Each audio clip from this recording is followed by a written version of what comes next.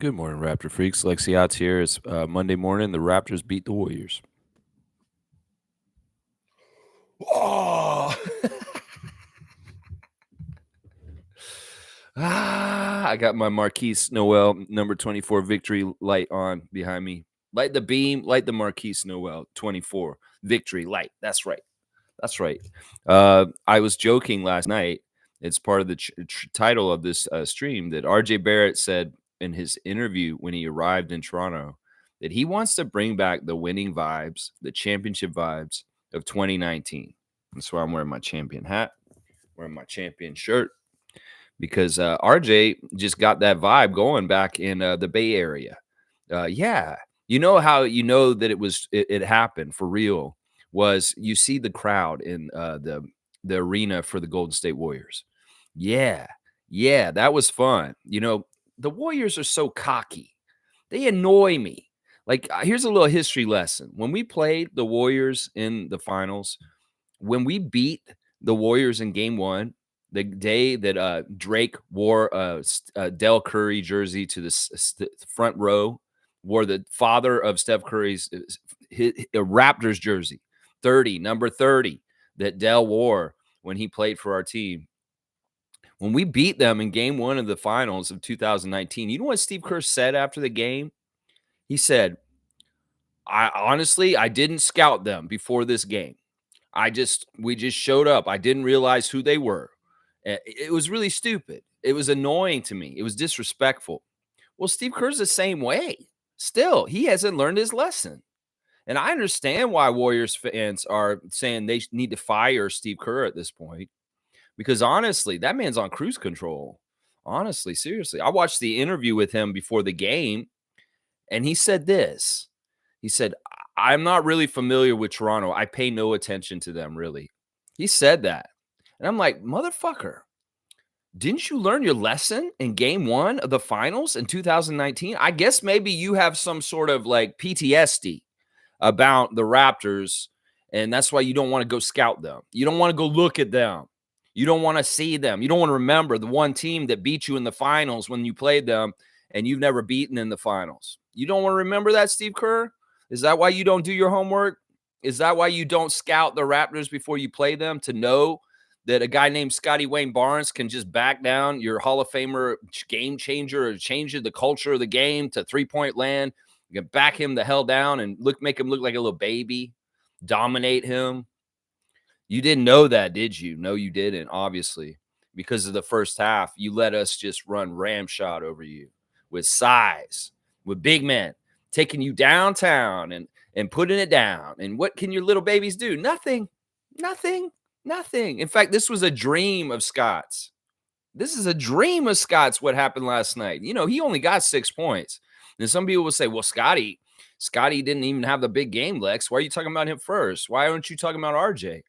Because RJ wanted to talk about Scotty first when he got his post-game interview. He said, well, Scotty played amazing defense on Steph Curry.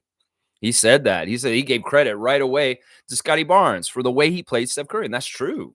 That's true. What did Steph Curry do? He was 0 for 9 from 3. And Scotty did get his assignment.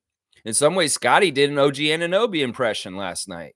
Seriously, 6 points, playing a shutdown defense on the top guy on the other side. I love it. But those 6 points, did you see how he got them? Did you see how he got them? I'm telling you.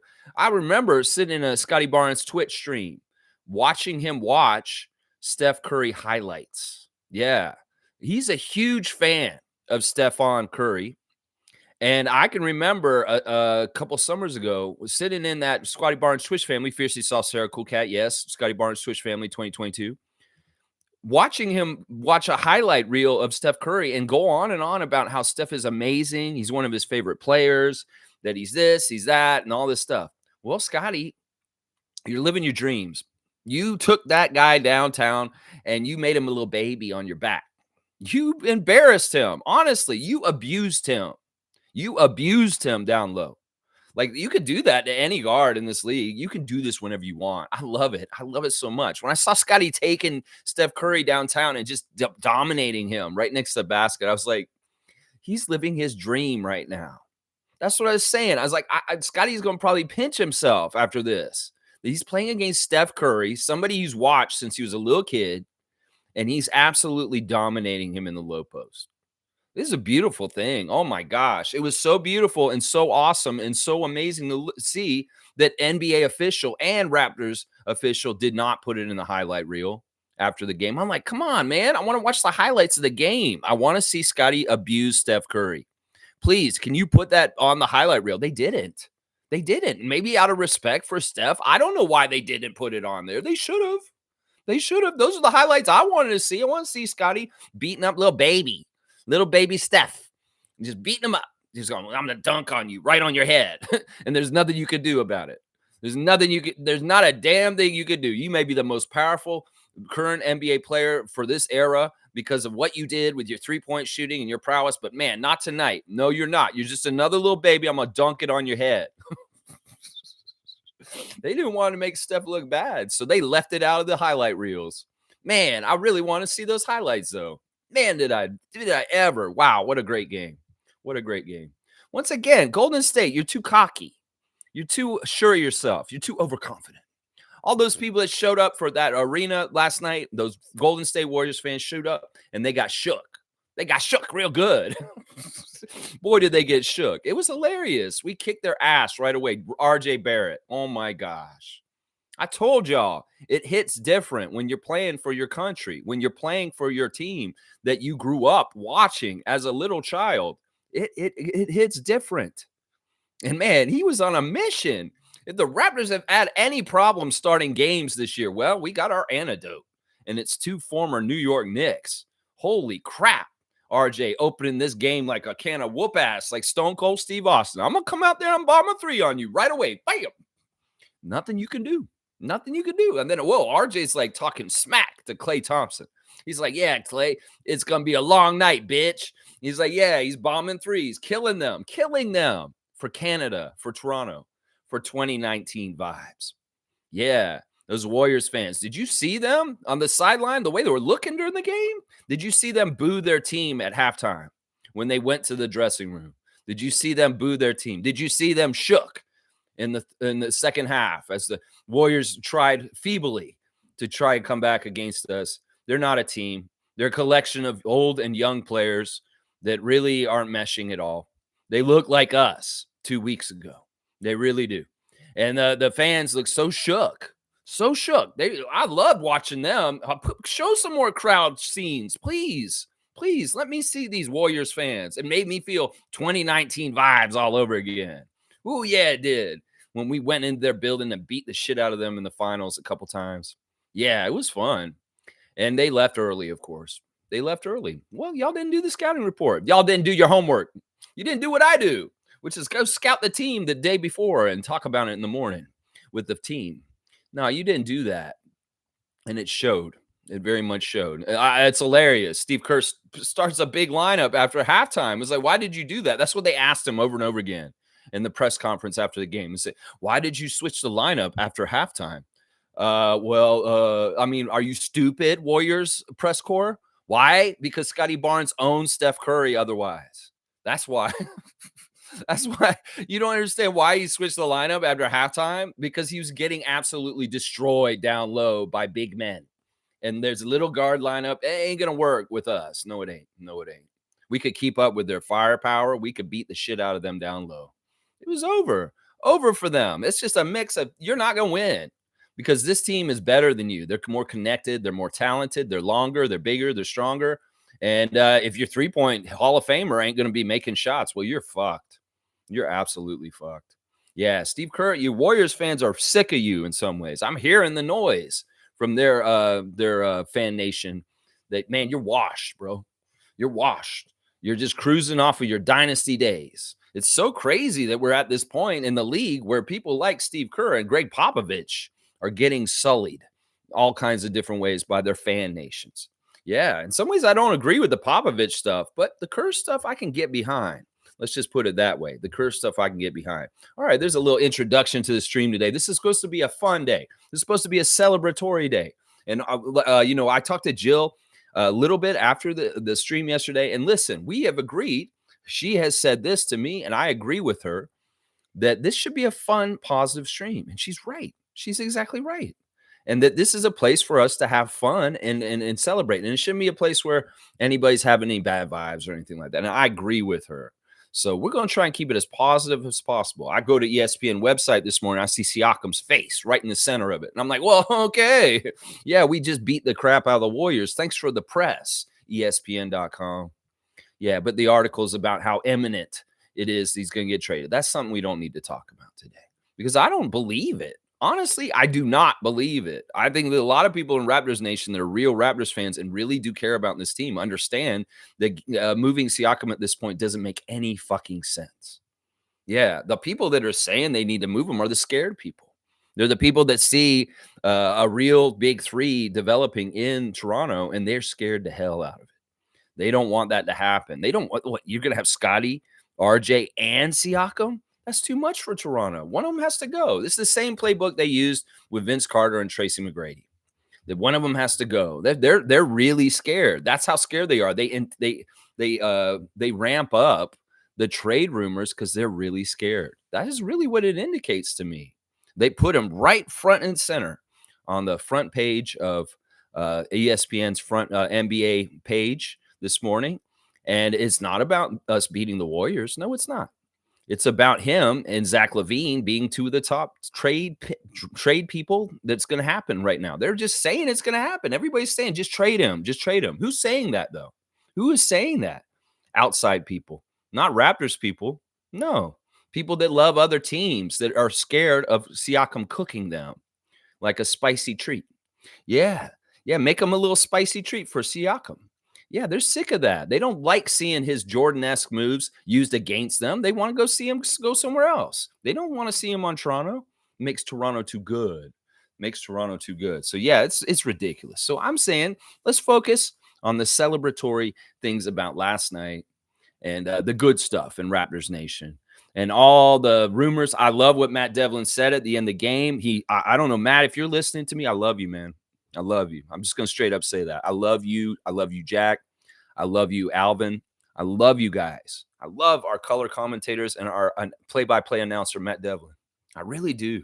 Did you hear what Matt said at the end of the game? And they were showing Bobby on the screen too at the end. It's like we beat the Warriors like we do, and then they show Bobby Webster right at the end of the game, and I have to stand up and applaud.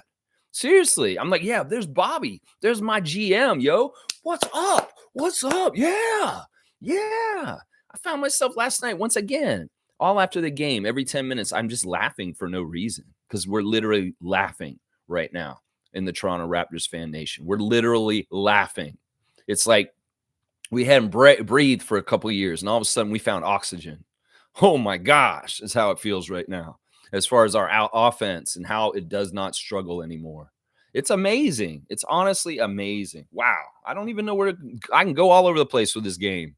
There's all kinds of fun stuff to talk about. So let's start. Let's start with our first. We got my paisano, Pally Poppy, showing up first this morning. To not give RJ the chain is a fail. It's a fail, bro.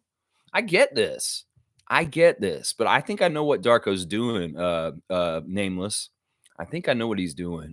You know, it was obvious. Yeah, RJ should get the chain, 37 points, the second highest amount ever scored by a Canadian on the Raptors. Chris Boucher being the guy who got the more with 38. You know, RJ was insanely good. He got 26 points, like really quickly, like no problem at all. Yeah, I agree with this. But there's a reason why Darko did this, I'm pretty sure. And I'll tell you, there's two reasons, actually. The first reason is Jama used to coach for Steve Kerr on the Warriors. So he did the scout. He did the scout for this game. And he brought the plan for Darko and the team. And he probably taught Scott before the game in the arena, sitting on the bench with a laptop, how to stop Steph Curry. He probably told him straight up. He say, hey, look, I was around Steph for a couple of years, and I really understand him, Scott. And this is what you do. If you really want to stop Steph, this is what you got to do. You know, he gave the praise to Jama Maalea. He gave the chain to him because he did the advanced scout for this game. His former team is a fantastic person to do it. And he was absolutely successful. In some ways, Darko understands that without Jama making the plan for what they did last night, they wouldn't won. In some ways, he set them up to succeed right away. is basically what it is. I get it. I understand. But you know what also he's doing here? He's making RJ stay hungry. Yeah. In some ways we wondered, why did he not play RJ at the end of the last game against the Kings? Why was he on the bench for like the last 5 minutes of game? He didn't get to play crunch time. Well, is he motivating him? Do you see how he motivated him for the game last night? In some ways, it may be is like, don't reward RJ because he hasn't gotten to the victory yet. This is just one huge game, and this is just, whatever, bro. You have more to come. You got to go down the road some more. And man, you know what? We expect more of you. I don't know. Maybe that's what it is. Maybe he understands RJ's personality and he wants to keep him hungry. And that's what it is. We all know RJ should have got the chain last night. We know RJ's the player of the game. We know RJ did a historic performance. It may be a Canadian heritage moment last night. He doesn't need the chain for this in some ways.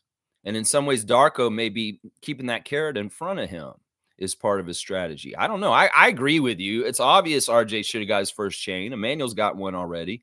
Why wouldn't RJ get the one for this? Well, he wanted to give something to Jama. And Darko said, once again, this isn't for the best player of the game. This is for an unsung hero who had a really big impact on why we won. And that's why he gave it to Jama. Trevor's saying, good morning, Raptors family. Big, big win. Yes, Commissioner J. Fantastic. You're going to be arriving in Los Angeles, just like the Raptors, and you're going to be ready to get a two back-to-back Laker and Clippers games at Crypto. Trevor J is going to be on site for the Raptor Freak family in Los Angeles at the games. Yeah. Trevor's saying Jama got the chain last night for his contributions. Contributions and knowing the intel on Steve Kerr's team, knowing the inside stuff on them, knowing it from the inside, from being in the inside himself. Yeah. Yeah. It was really fun to see Otto get his ring. I love these kind of moments. I really do, because they're the kind of moment that really is good for Scott to see. It's that kind of stuff. You see somebody get in the ring, just like Danny Green, his one year, he saw Danny give it, or was it Danny? No, it was somebody on our team. Yeah, Danny Green came back and got the ring in our arena, and Scotty got to see it. Yeah, that kind of stuff is good for him because it really can visualize that's, the pinnacle, getting to the top, getting your championship ring.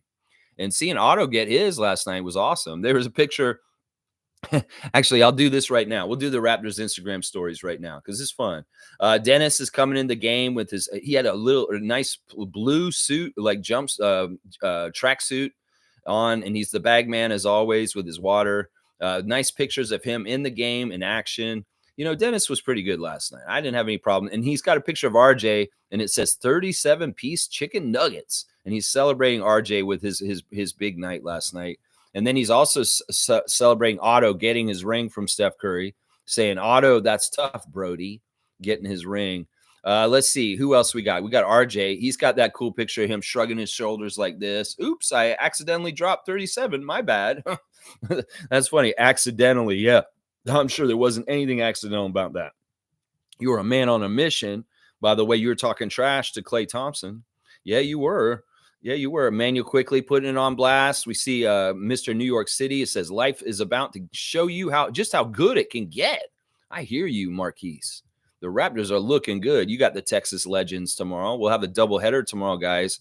Early game, 9:05, Texas Legends, and then Raptors versus Lakers. Doubleheader tomorrow night. So be ready for double action. And I'll have the preview in the morning. Marquise is also saying, Lord, please bring me closer to what's for me, even when things don't go as planned. I trust in you. There you go.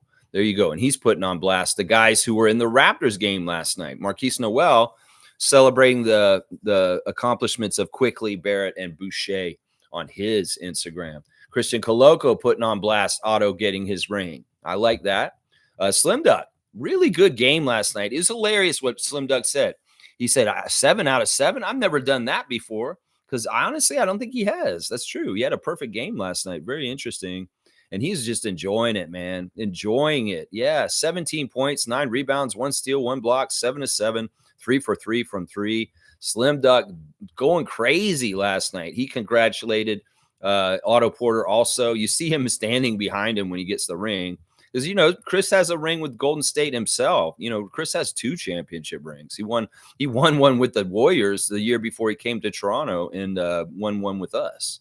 So he's a double champion. And yeah, he's got a picture of Otto on the plane, which is funny because Otto's got his ring out and he's like really inspecting it. And Chris is saying, "Boy, just can't stop looking at it. I know the feeling, champ." Otto just got this thing, and I've seen that Warriors championship ring up close. It has like secret compartments and spinny things, and it's very yellow and gold.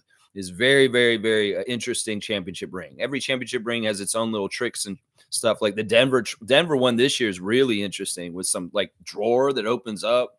But yeah, that Golden State one from a couple years ago isn't bad, and Otto's getting a look at it. He's expecting it pretty good. And Chris Boucher putting RJ Barrett on blast also for his amazing play last night on his Instagram stories. Yeah, fantastic stuff all around. That's so fun. Fun. Yeah. Trevor's saying this chain is not for players only. It can go to coaching staff for their contributions. Yeah. I say give the chain to Bobby Webster. You need to give that man a chain right now. You need to give him that man a chain right now. Trevor's saying Steph Curry mentioned IQ. He said that kid, he knows about him. He's not going to let those young guards take his spot. Well, I don't know what you're talking about, Steph Curry, because, man, I don't know what's going on with you. You've had 2 games this season where you have not hit a 3, and last night was one of them. This was one of the worst games of Steph Curry's career last night, guys. Absolutely one of the worst. He never shoots this horrible before. And credit Scott, who's doing his OG Anunoby impression last night on him. I like it. In some ways, this guy getting an OG line, I have no problem with it. I'm not putting him as one of the 5 stars, but I will give him credit right now for the defensive play he had. Scott was 3 of 11, didn't shoot the best, 0 of 4 from 3, 2 rebounds, 3 assists, 1 steal, 1 block, a +3 with 6 points, but he shut down Steph Curry. And now I'll do the 5 stars after I talk about Scott, because I want to mimic RJ Barrett and what he said after the game, giving a whole bunch of credit to Scotty Barnes for tying up Stephon Curry. Amazing. Number 1 star of the game, of course, RJ Barrett. He outscored his minutes, 37 points in 36 minutes, 13 of 20 from the field, 5 of 8 from the 3-point line, 6 of 8 from the free throw line, 6 rebounds, 6 assists, 1 steal, and +26. The highest plus-minus on our team last night. RJ Barrett, amazing. You know what RJ did last night? This is hilarious. RJ beat OG Anunoby's career high for the Raptors last night. OG's career high on the Raptors was 36. RJ got 37 last night. So he's already surpassing stuff that OG did with our team. And he tied OG's amount for assists, also 6. OG's only gotten a 6 assists. Well, RJ's tried it up and he beat his scoring.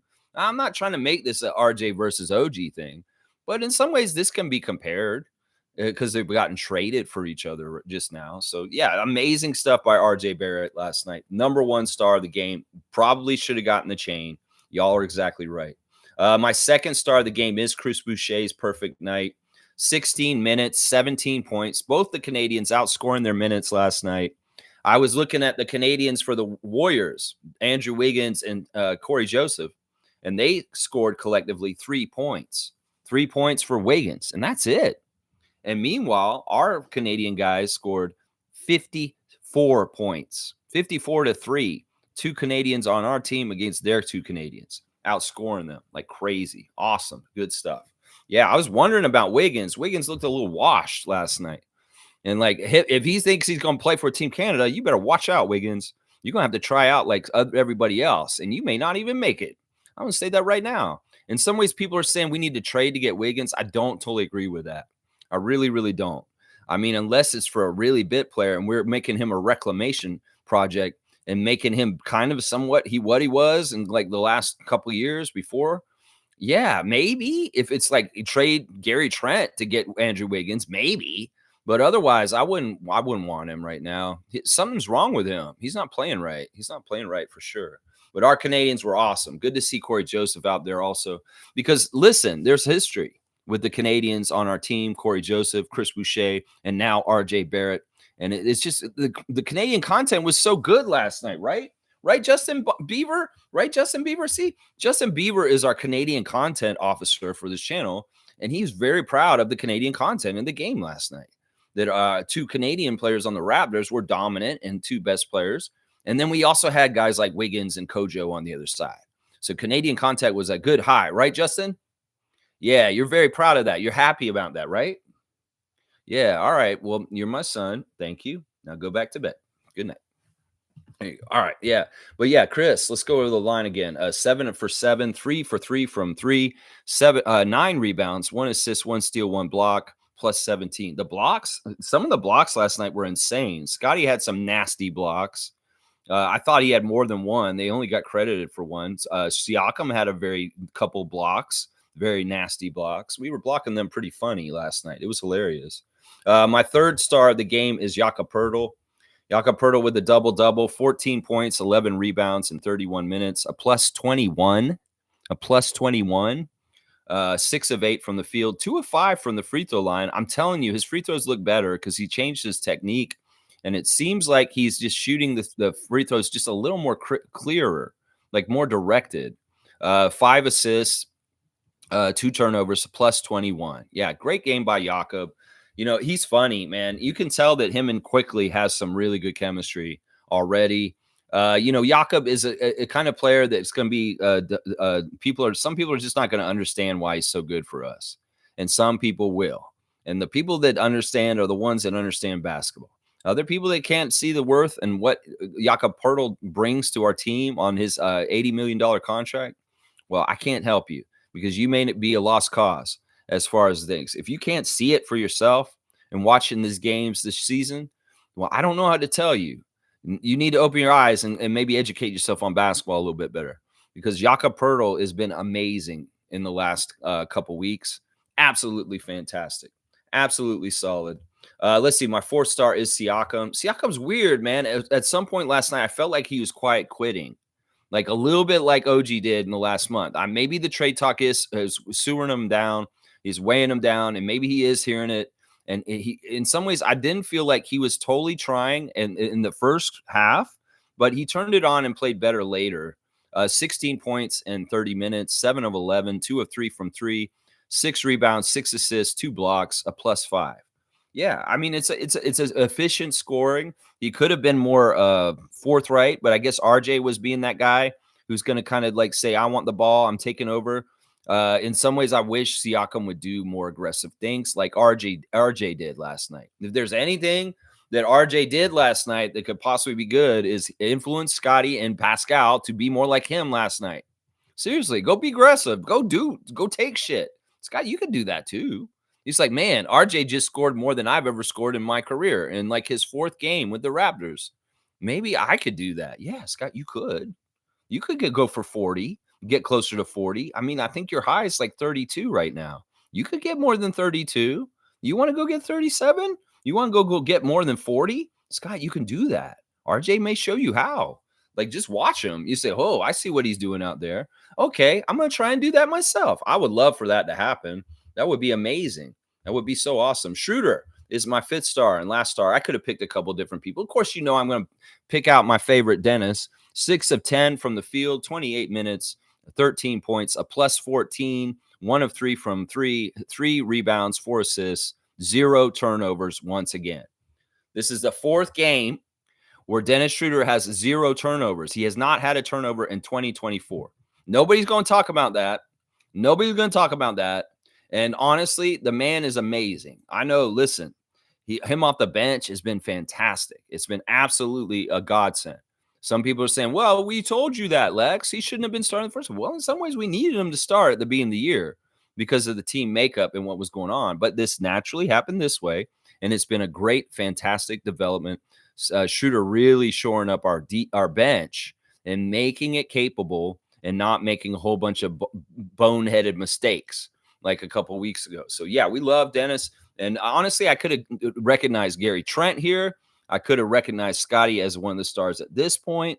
But I just feel like putting Dennis in there once again, because in some ways, he's been fantastic. He said it again after the game. He was in the post-game press conference. He said, look, I want to do whatever it takes to help this team win. I don't care about anything other than helping them win. And you know what? RJ said the same damn thing in his interview, too. So this is the thing. We want players that are playing for the team. We want players that are playing for the win and not necessarily for the points, the minutes, or the starting. And that is what we've got in a few of these guys. They're really sacrificing kind of people. I think even Scotty last night, if you came up to him and said, Scott, you only got 6 points last night. Do you think he's upset? No, the man was smiling. Like I said, he got his dream last night. He cooked Steph Curry. He cooked him real good, like badly. He cooked him so badly. It was humiliating. It was humiliating. They're damage to Steph Curry's reputation that they have to hide what Scotty Barnes did to him last night. He cooked him so bad. Cooked him so bad. Yeah. Yeah. I should talk about quickly, too. He's important for the game last night also. He could have been one of my stars as well. 4 of 10 from the field, 1 of 4 from 3, 5 rebounds, 10 assists, 1 steal, 0 turnovers. 10 assists, 0 turnovers. That's a beautiful thing, man. 9 points. Now, quickly was really the table setter. In the first quarter, his assists were amazing. They got our energy up. They got our scoring up. They got us out on the right path to win. Right away, assist to RJ for 3.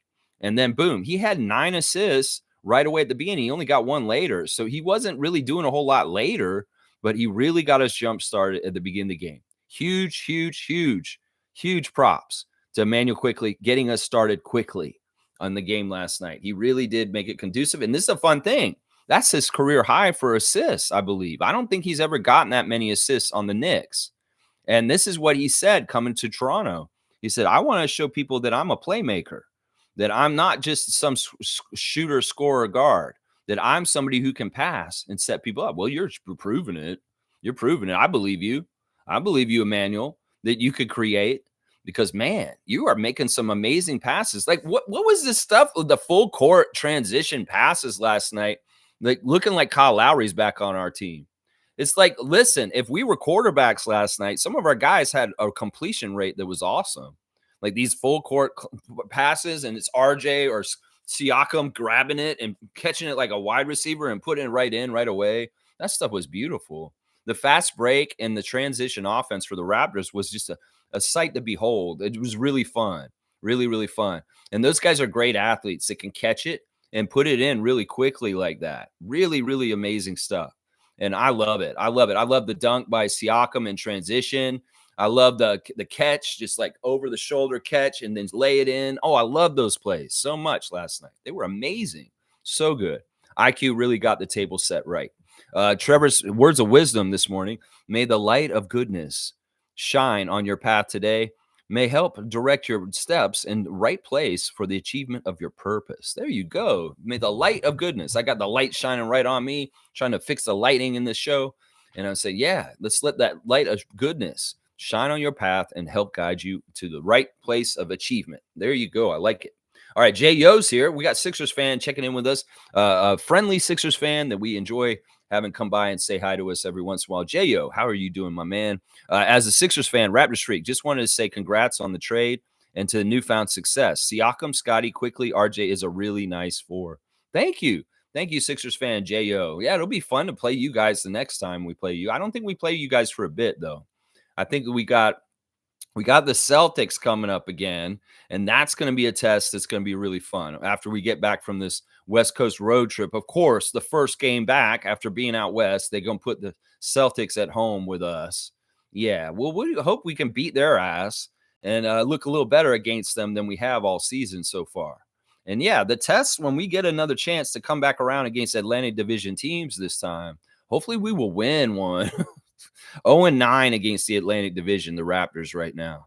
Now, the great thing about this is people just kind of shelve us and say, oh, they're not important. You know, I watched Danny Green's stupid Green Room podcast yesterday saying, oh, this deal doesn't move the needle for either team.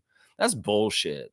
It's obvious that OG has moved the needle for the New York Knicks and put them on a higher playing level with the rest of the Atlantic Division, like the Sixers and the Celtics. It's obvious that this trade has been really good for our team and has moved the needle for us. So, Danny Green, you're acting like a casual. I don't even understand what you're saying. So, yeah, I'm really happy with this. I think we have a legitimate big 3.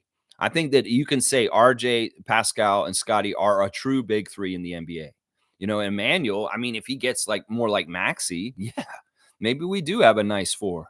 Maybe we do. Nako, appreciate you, Jo, and all the best to you, man. Nako saying a part of me wants to be disappointed that RJ didn't hit 40, but RJ's playmaking was pretty good in the second half. Yeah, that's the thing that Darko keyed on in his interview after the game. He didn't want to highlight RJ's taking so many shots. He wanted to highlight the assists that RJ got in the game. And that's what it was important to him. I don't know. In some ways, holy crap, this man's doing it for his country.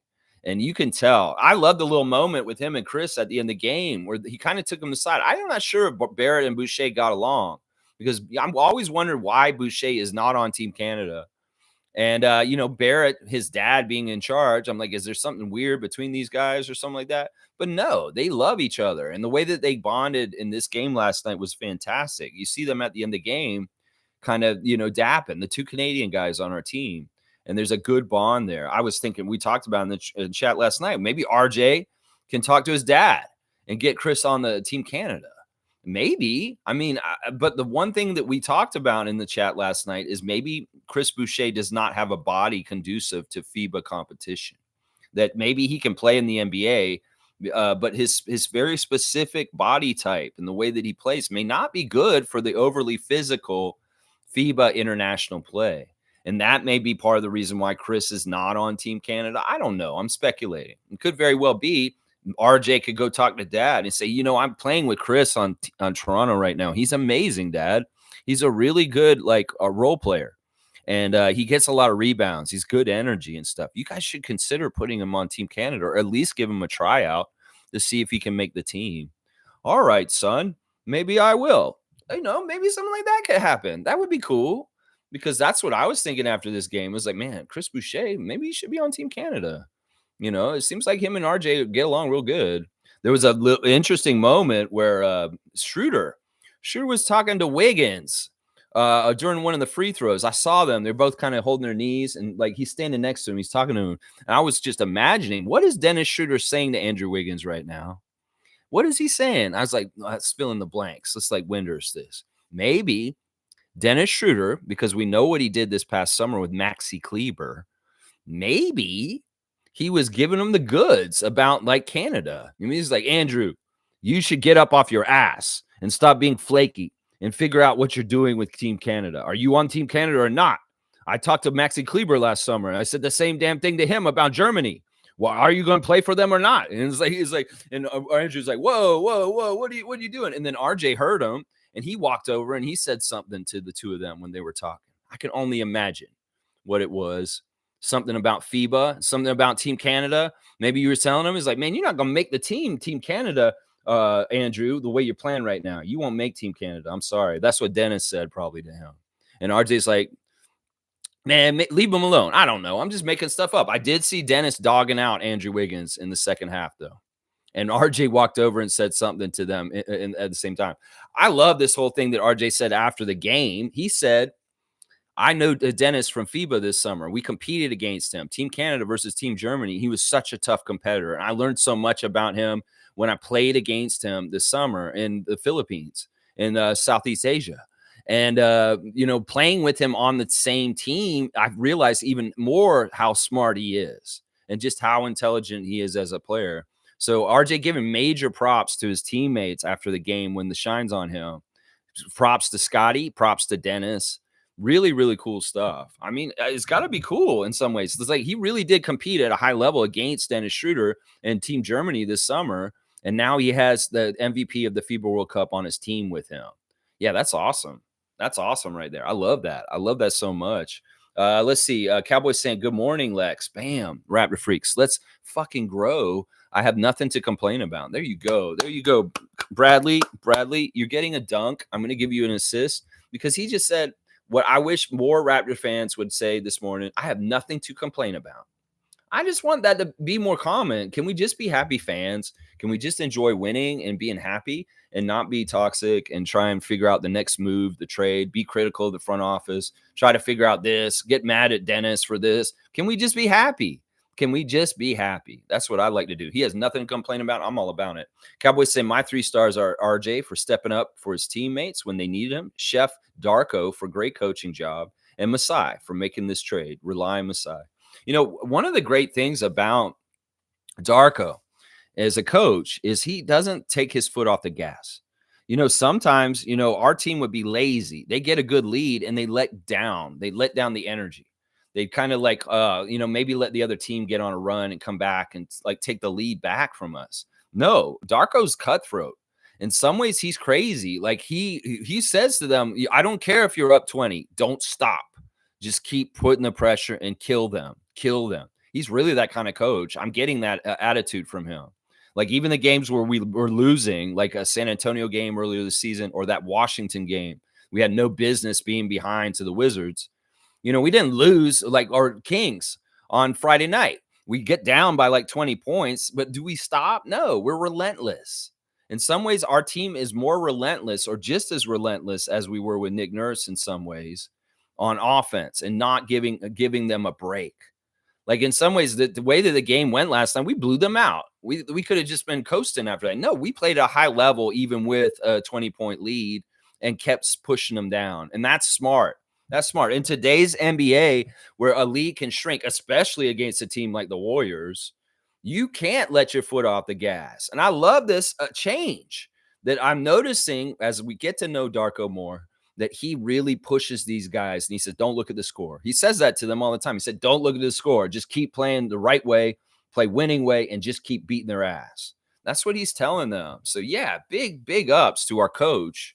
He really drives them to not be lackadaisical, even if they have the lead. And I love that. I love that. Firebolt's here. Good to see Firebolt. Good morning, Lex and Raptor Freaks family. Great win last night. RJ showed up huge. Yeah, he did it for his country. He did it for us. He did it for Canadians. He did it for the 2019 NBA champion Toronto Raptors, who went into Oracle and shut that place down. Shut that motherfucker down. Beat them and won the championship on their home court. Well, you want those championship vibes, RJ? Go kick the Warriors' ass on their home court in front of their home crowd. Make them look shook. And then it'll feel like 2019. And then you'll have old Raptor Street wearing the championship stuff from 2019 on his channel in the morning. That's right. Good to see you, Firebolt, as always. Trevor J saying, Steve told his players first time they got punched in the mouth. Yeah, that's what he said. There were words like punched in the mouth, punked us. These are the kind of things that they were saying in their press conferences afterwards. Klay Thompson, Steph Curry, Steve Kerr saying, oh, they punked us. They punked us. Okay. If you want to describe it that way, I'll take it. I think that may be apropos. Maybe we punked you a little bit. I think Scotty punked you in particular, Steph. I think Scotty punked you. Yeah. Yeah. And he loved it too. I'm telling you, that's like young Scotty's dream to cook Steph Curry in the post. That's like little young Wayne Barnes' dream. I mean, he fulfilled a dream last night. Seriously, cooking Steph Curry like that is amazing. Dana's here. Good morning, everyone. Canadian Dana in the house, a proud Raptor freak. So proud of her team. No complaints here. No complaints here. Trevor J saying, I will be traveler today to LA for back-to-back games. That's right. Safe travels to you, Commissioner Trevor J, and your arrival to LAX and to go see the Raptors play the 2 LA teams in 2 days in a row. You get those vibes right for the RFF in the enemy lines of Crypto Arena. And yeah, I have good feelings about us. I mean, I haven't looked at the Lakers too closely. I will today, and I'll have the scout for tomorrow for the preview. But yeah, I hear there's some problems there. Maybe people aren't very happy with the coach. They won the in-season tournament, but you wouldn't know that at this point, is what it seems like. Sue is here. Good to see. Play it again, Sue. Sue does a music reaction channel here on YouTube. I highly recommend you follow and subscribe to her channel. She's always doing old stuff, new stuff, all kinds of good stuff. Neon Moon. That's right. Play it again, Sue. Check out her channel for sure. Morning, Raptor Freak family. What a great game. Offense, defense, the bench, the great spirit. Joyful to watch. Yes, Sue. Yes. There's been dark times in Raptors history since our championship in 2019. But they haven't been so bad. In some ways, we're getting really good times. And the contrast is awesome. It's so awesome. We feel lighter. We're laughing. We're happier. We have a lot of bright, positive things to look forward to for this team right now. We really do. Kareem saying, I never seen a trade so balanced. Only question is whose honeymoon's going to end first? Ooh, Kareem Thomas. Very interesting.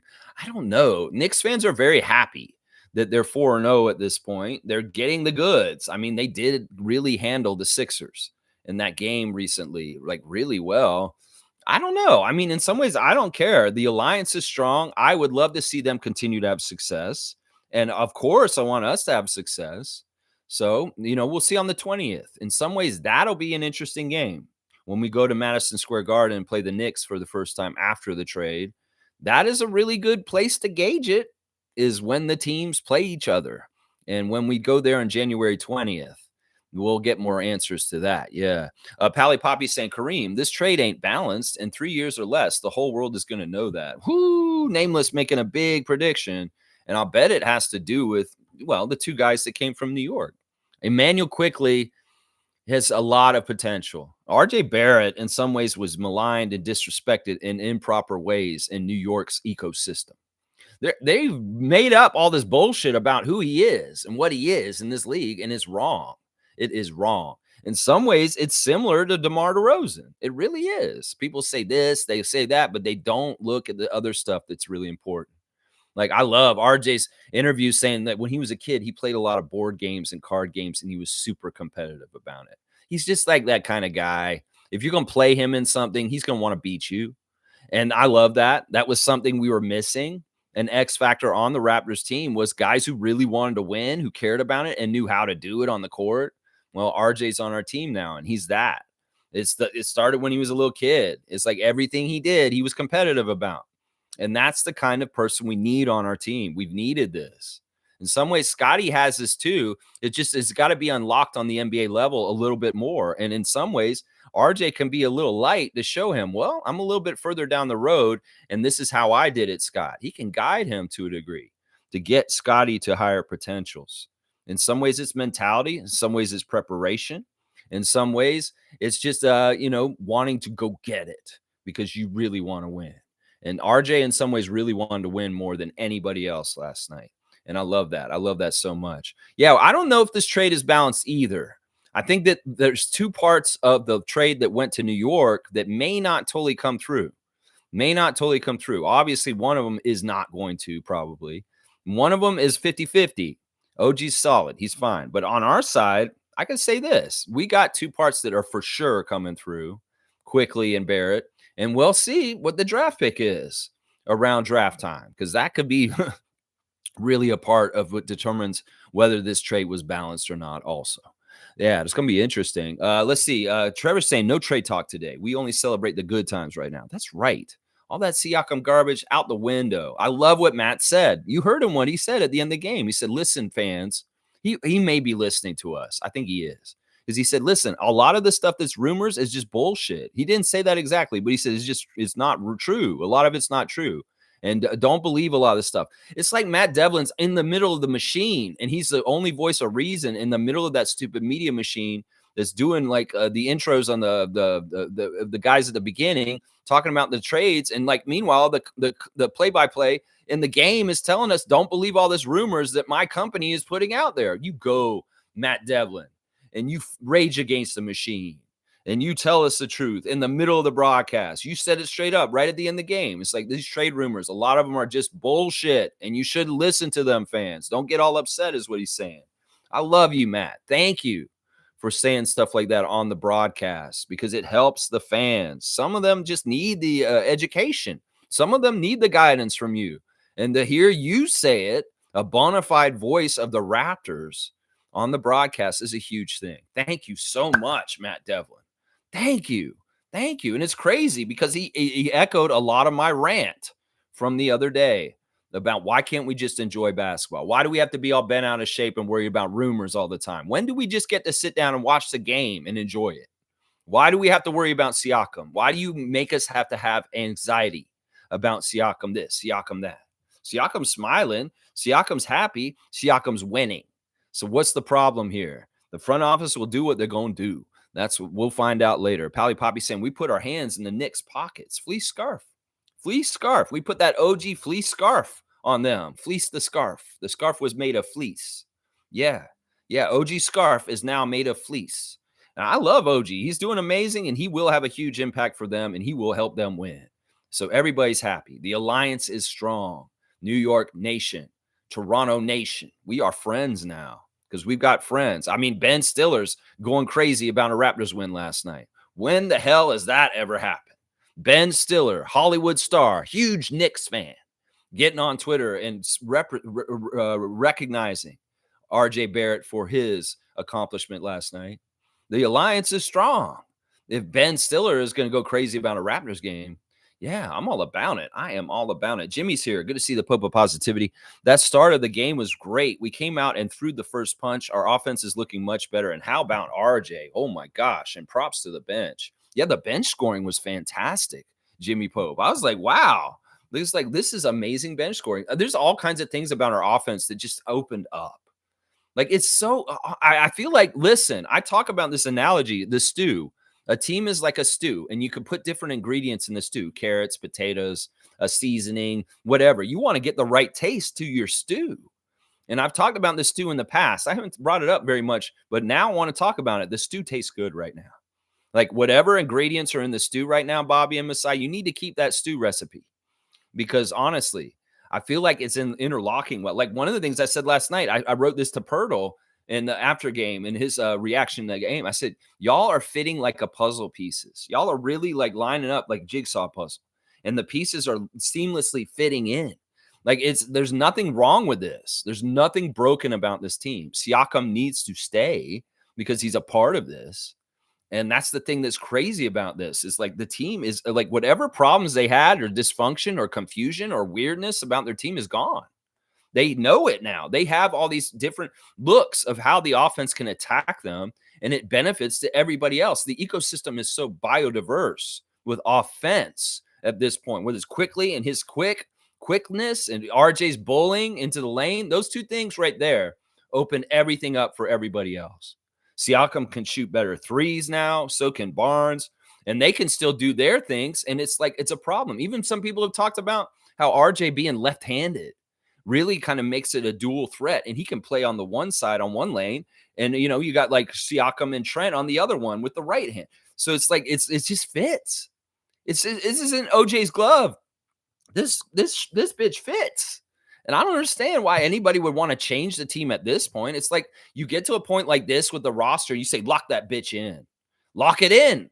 This is it. This is the winning combination. This is the winning recipe to win the stew contest at the 4-H community farm meeting thing, you know, down the street. We're going to take our stew to the competition. We're going to win this year.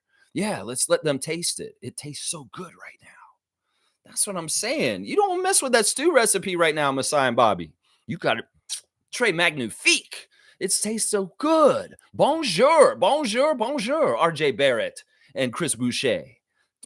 Très magnifique stew. Do not change the recipe, is what I'm saying right now. Don't change that recipe. No. Pally Poppy saying, Suvata le tache. Empty your pockets and pay the man. Pay them. Pay them. Pay them all. Pay them all. I don't give a shit. Pay them all. Go into the salary cap luxury tax. I don't care. Pay this team. Get this team going. I don't even think we need to make much change more. Like if we could flip maybe one of the older vets and get somebody, or maybe Gary, boom, that may be enough. And we're good. We're good. Coloco comes back all of a sudden. Whoa, what? Wait a second. We got Coloco back all of a sudden. Look out. Look out. And look, we've gotten our 3 out of the 5 wins, and we can go for 4 out of 5 if we beat the Lakers tomorrow. That's getting ahead of the pace to get to 42 wins and improve off our record last year. If we get 4 out of 5, we got to swallow up that below sub 500 record we got right now and get back on the right side of things. Get back on that top level. Get that submarine above the water like James Bond and fly that car up in the air like a plane.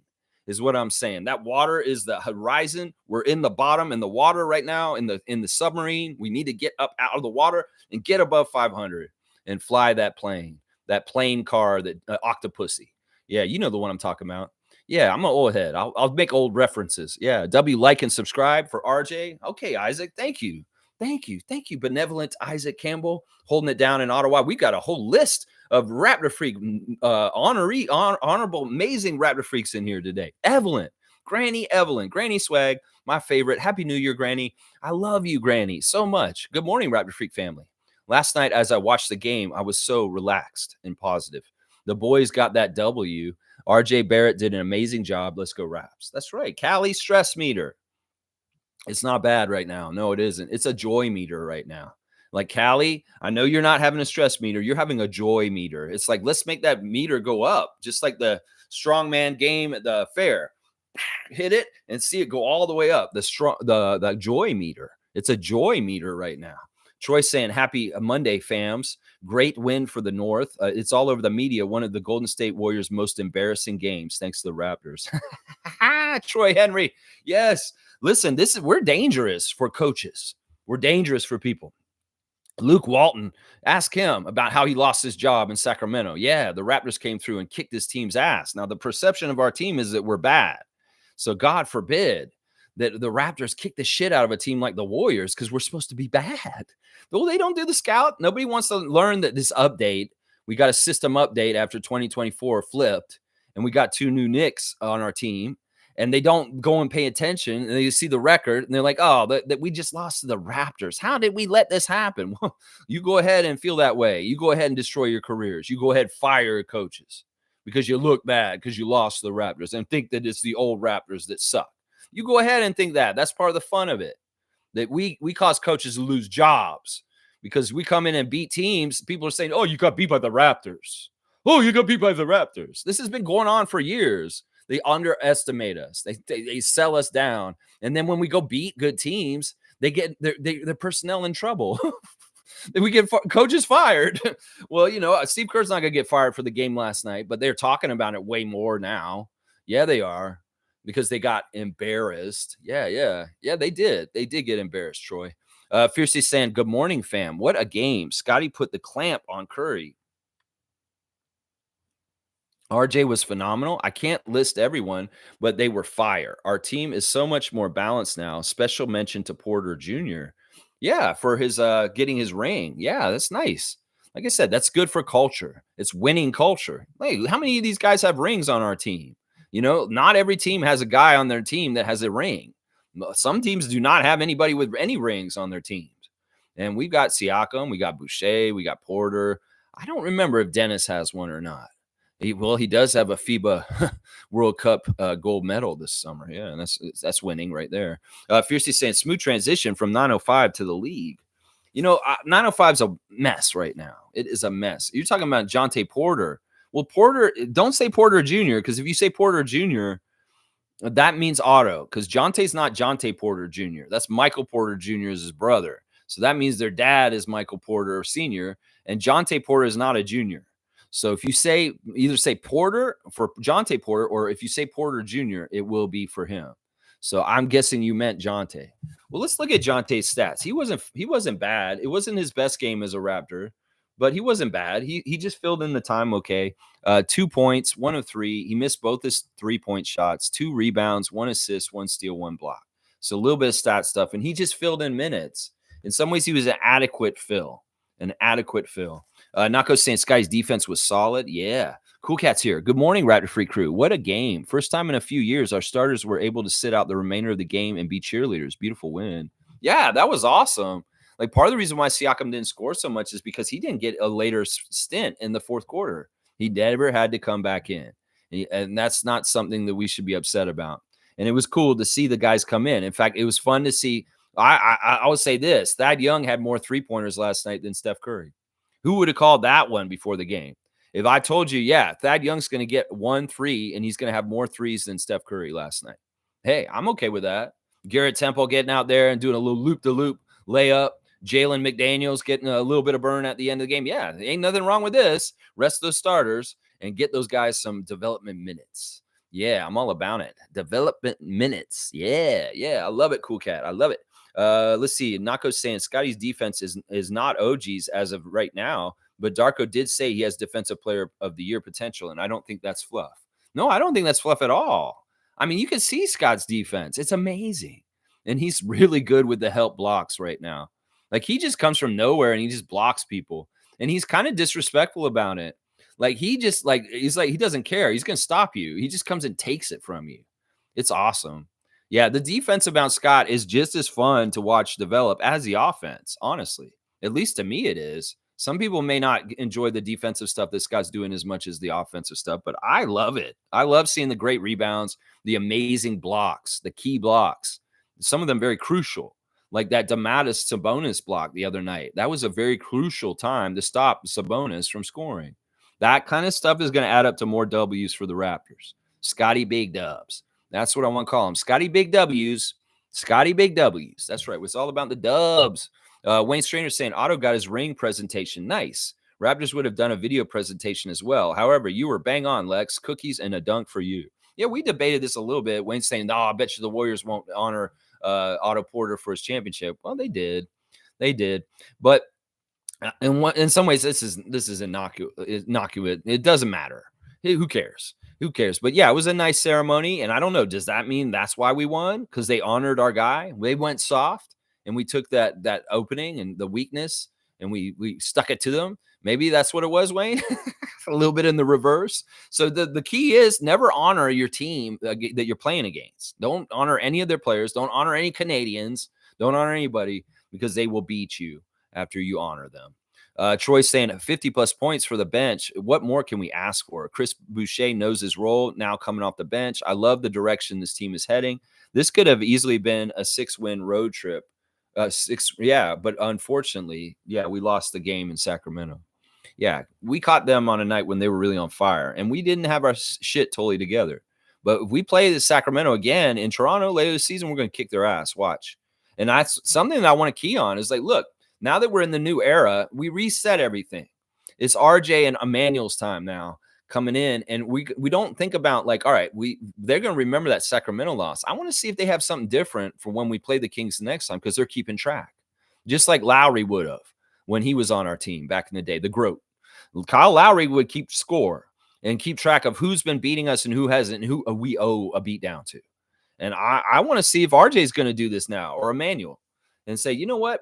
We lost to the Kings on that Friday night, just barely. We need to beat their ass this time. Who's keeping score this time? Because somebody wasn't keeping score until recently. I want to see if somebody's keeping the score now.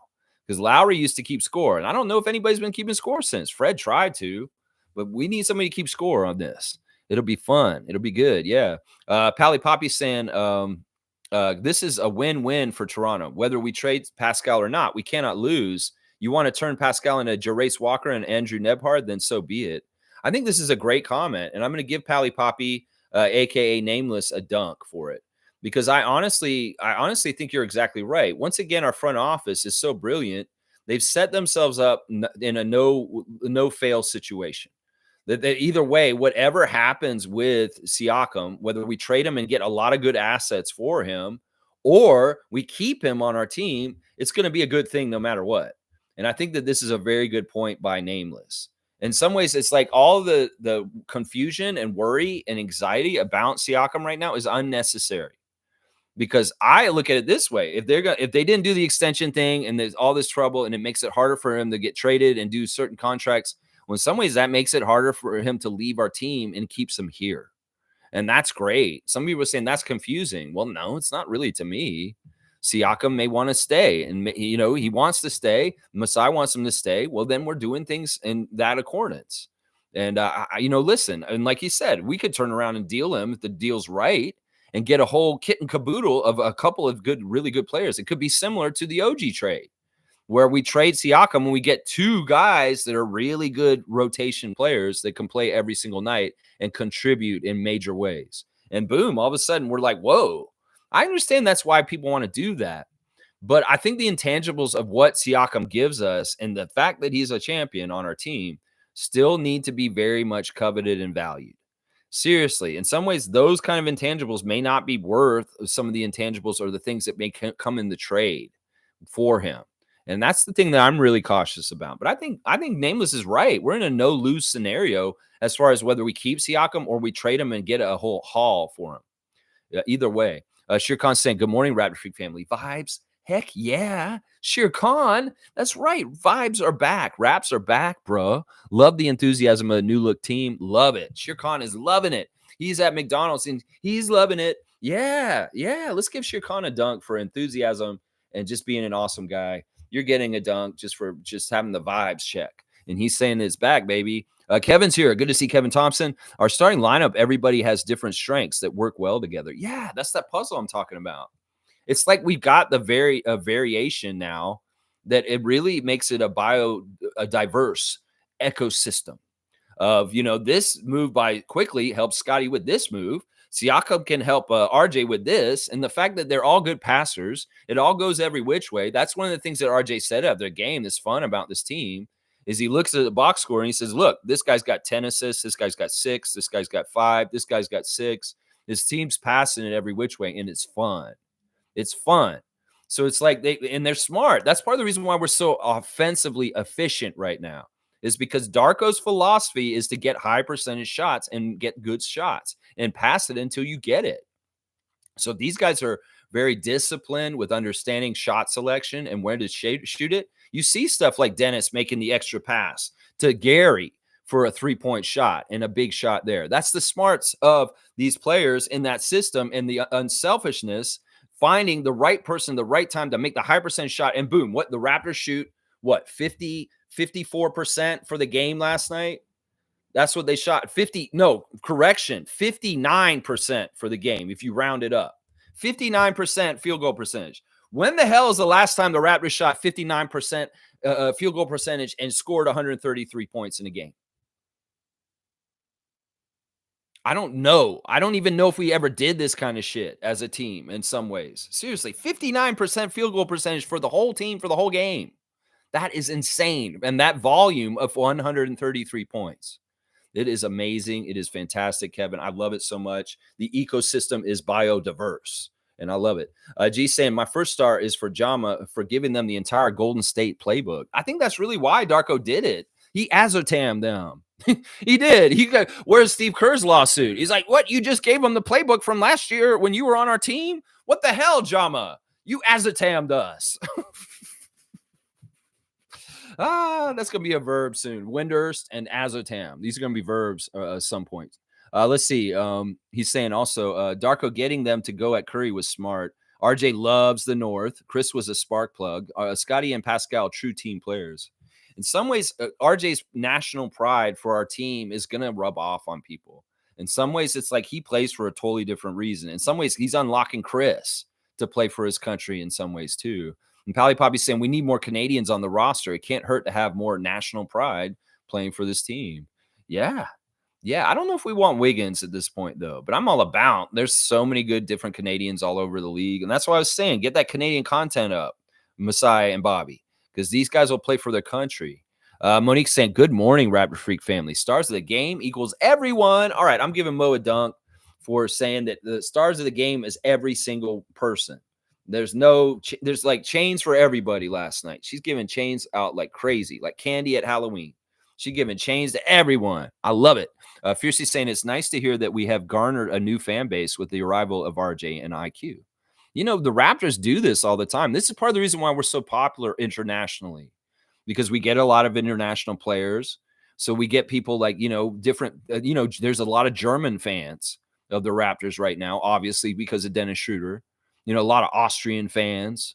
We got, different people come from different places. There's Kentucky fans probably watching us now, partly because of Emmanuel Quickly. This is fun. This is fun. We are all about it. Listen, our city is just like this. We welcome everybody. That when we say welcome Toronto, we mean it, because this city is the most diverse city in the entire world. We overtaken New York City and London statistically as having people more diverse from all around the world in this city. So everybody come on in, get on the bandwagon, jump on the Raptors train with us. We're all about it. We're all about accepting everyone, diversity. And if we got more fans in New York Nation now because of this trade, I'm all about it. I am all about it. People that just like RJ. And some people are like, I hate how they treated him in New York and they want to see the redemption arc. There's New York fans that feel that themselves. They were RJ fans in the New York nation. And they're like, man, I wish y'all would lay off him. He's better than y'all think. And it really bugs me. In some ways, they want to see RJ succeed after the New York Knicks just to prove these toxic fans in their nation that we're so bad to him. I love it. I love it. And I'm all about it. Knicks fans, if you love RJ Barrett, you are my friend. I'm with you. And I love OG, and I want to see him do great things for y'all too. It's one hand washes the other. And the alliance is so beautiful. It's like a Survivor alliance. It's like we're on that reality show with Jeff Probst. And the New York guy and the Toronto guy said, hey, I like you. You want to get together, and we're going to try and hurt the other people on this tribe. We're going to get the Boston out. We'll get Philadelphia out. Let's do it. Atlantic Division tribe. Yeah, we got a new alliance. It's the Knicks and the Raptors. And we're all about it. Dun, dun, dun, dun, dun, dun, dun. Oh, that's the Amazing Race theme. Why am I singing that? It should be Survivor.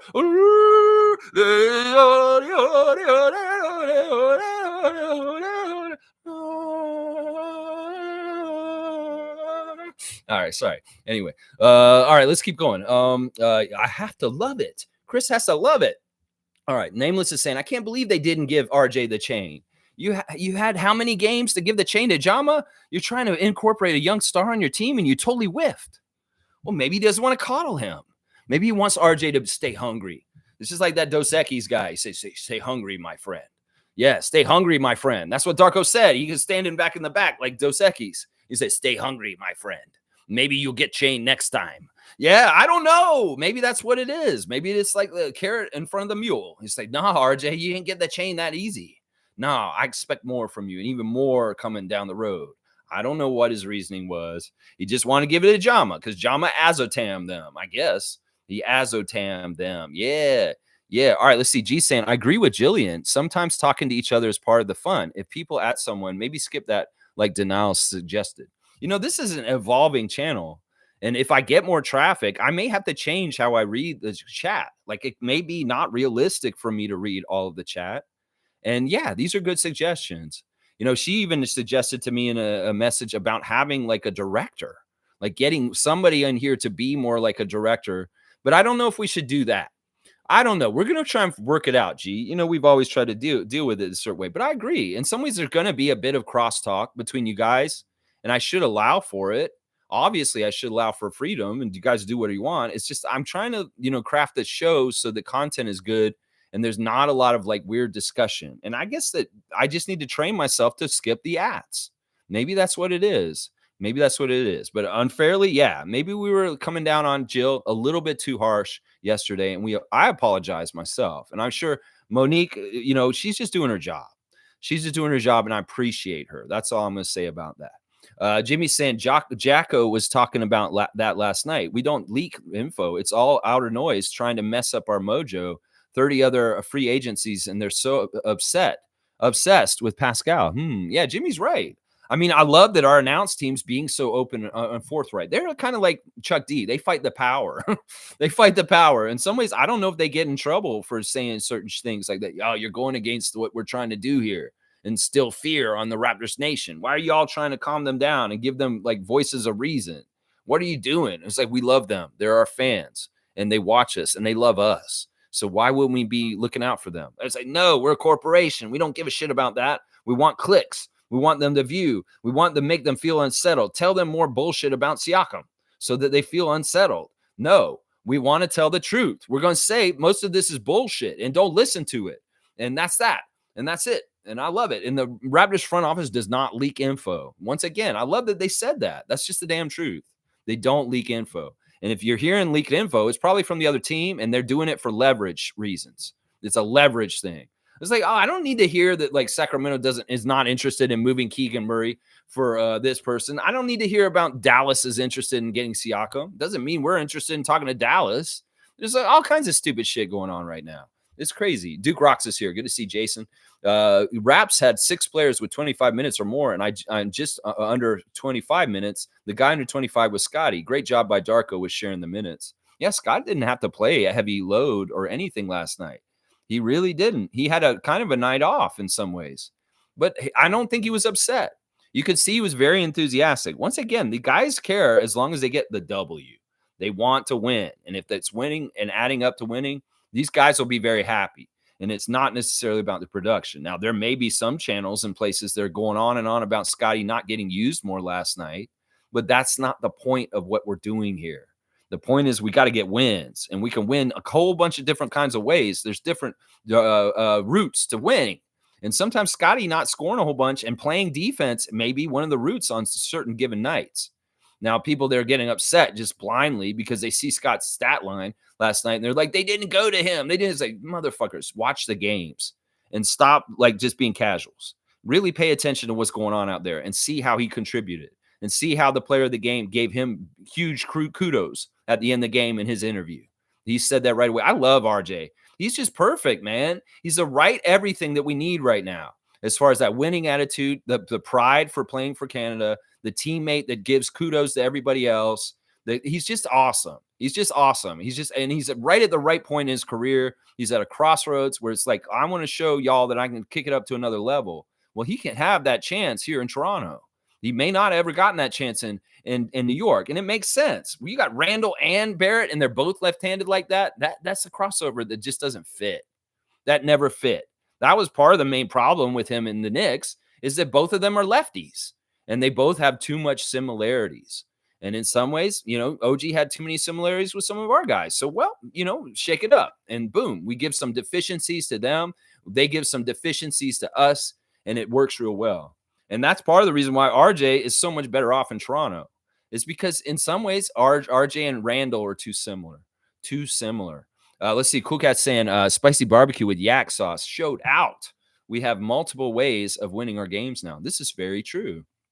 We didn't even all right, let's do the team stats real quick since Cool Cat brought this up. We absolutely outshot the hell out of them. They got more shots on goal than us. 100 shots, but we had 94, 6 less, and we made 11 more shots than them. 59% from the field. They shot 45%. I love that so much.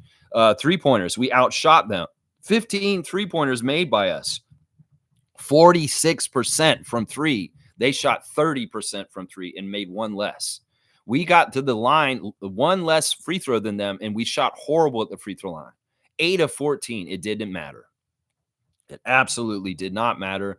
They started to carve into our lead in the second half, and we held them off.